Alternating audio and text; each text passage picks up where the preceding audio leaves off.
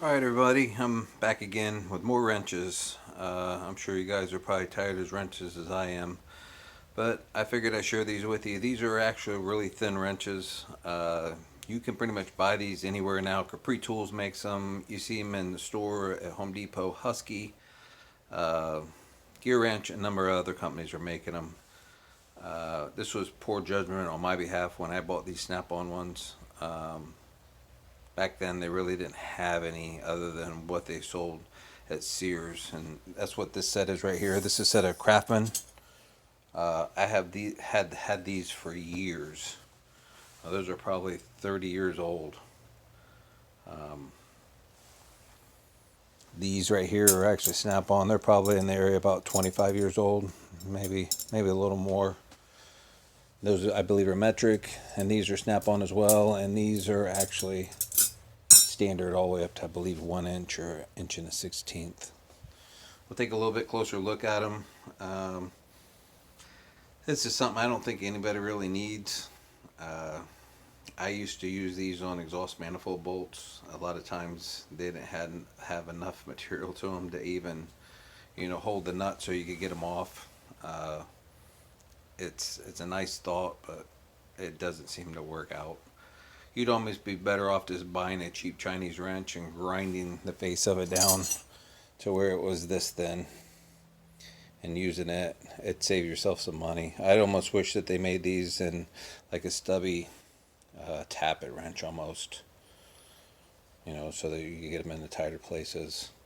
I still use these on a lot of my air tools because it's hard to get behind some of your 2 inch angle cutoff wheels and grinders and roll-up pads and stuff like that. So I still use these, but I usually don't use this such large size. I probably use the 11, 12, 13, or 7/16 and half inch or something like that. It depends on who makes the tool.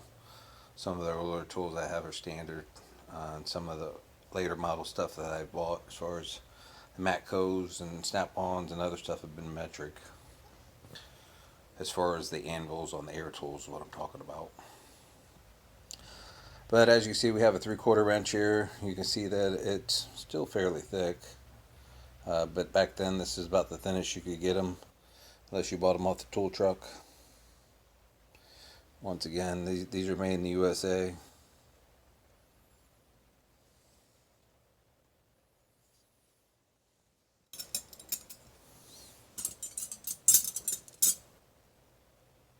See if we can find a 7/8 or similar here. This is our 7/8 right here, and you can see how much thinner this is.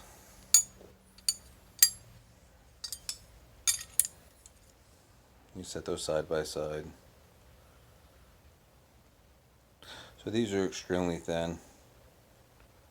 And that was one of the downfalls to buying the Snap-on ones, and they are extremely low torque, and they have never done what I've wanted them to do. Most of the time, if the bolt is spinning out with the stud, or the stud is spinning out with the bolt on it, usually you're not going to get it out unless you take it completely out and get it in a vise or on a set of vice grips, or able to get behind it with a boxed in wrench or something like that. Usually ain't gonna get it out. These ain't gonna do it. So this was poor judgment on my behalf, in my younger years. It's one of the things I wish I'd never bought, but they give you a sales speech and sounds good and everything, but doesn't always work out like you plan. Take these two wrenches and set them aside. 5/8, 11/16.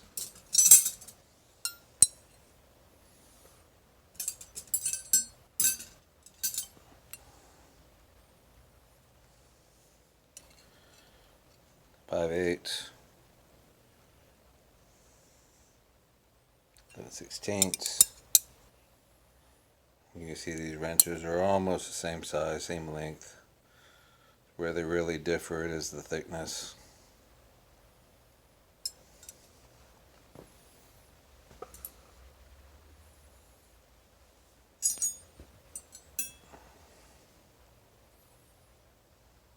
a 9/16.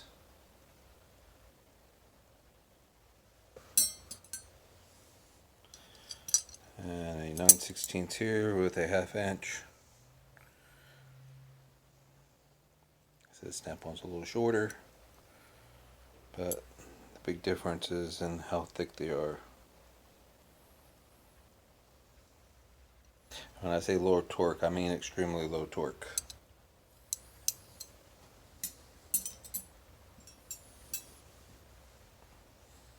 It's the last standard size I have in the Craftsman. And this particular set I don't have. Oh, I do have a 7/16. 7/16 3/8. Pretty much match that one, but you see how much thicker that is. Some people call these machinist wrenches, some people call them tappet wrenches or thin wrenches.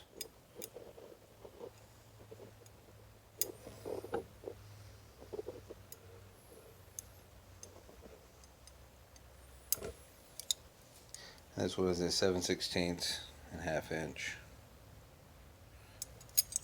which is just a duplicate wrench, just two different sizes on it.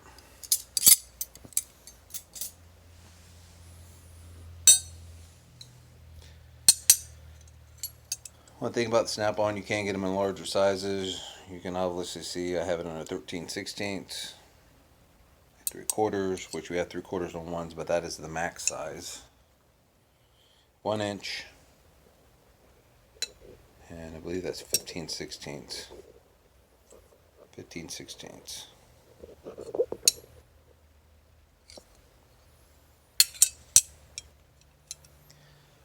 This is one of the things I definitely encourage somebody to buy in a Taiwanese set, especially now that they have them these days, fairly inexpensive. I can walk into Home Depot and buy a set of these wrenches right off the shelf. You don't really use them for much. Like I said, they come in handy for your air tools, but they sure don't help you out on studs that have bolts that spun out with them, or if you have a heat shield on an exhaust manifold and it spins out with it. They sure don't really help you much, because these things just spread wide out open because they're so thin. When Snap-on says low torque, they're low torque.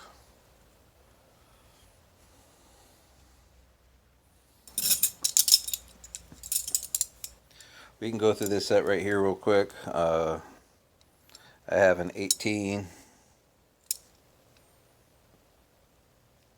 a 16,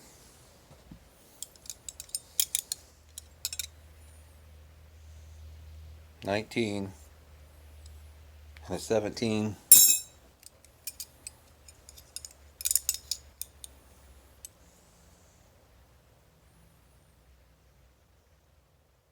$15, a 13,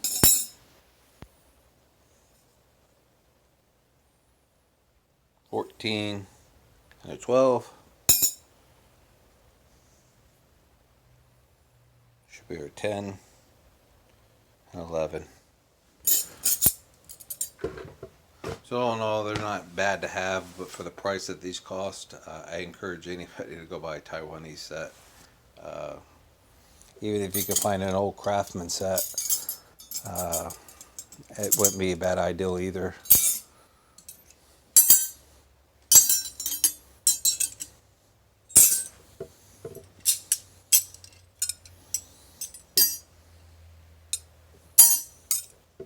Let's see, we're missing one wrench. Here we go.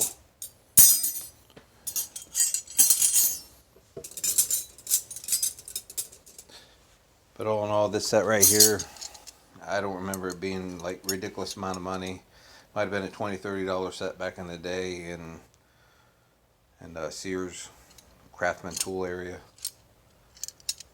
They definitely have served the purpose for what I've used them for. They may not always been thin enough for what I needed, but I don't find that these flared out as much as the Snap-on do. But they also didn't fit in tight areas like the Snap-on do.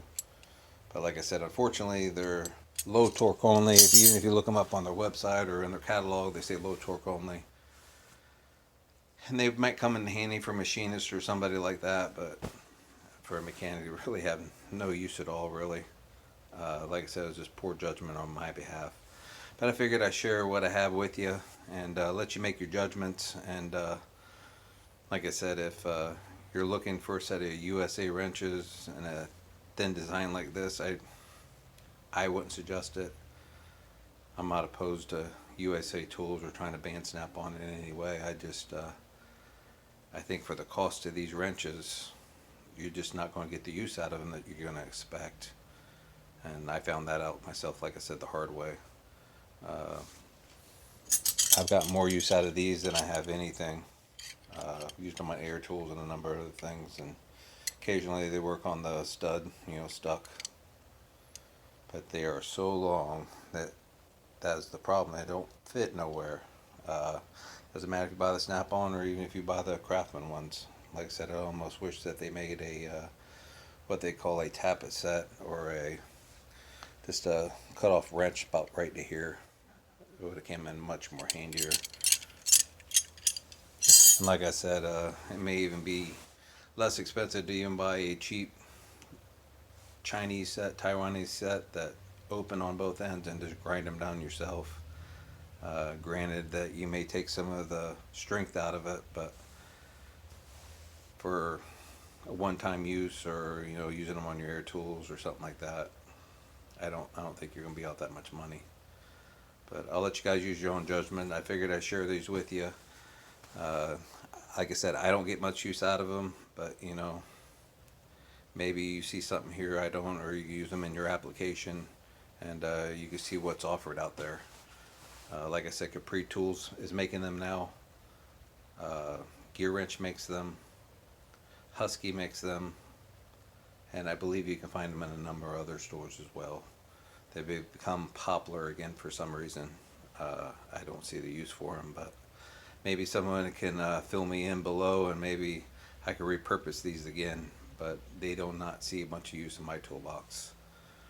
Alright guys, give me a like, share, subscribe. If you got any comments or any insight into these wrenches that I could use them for, I'd appreciate it. I'll try to answer any questions you have.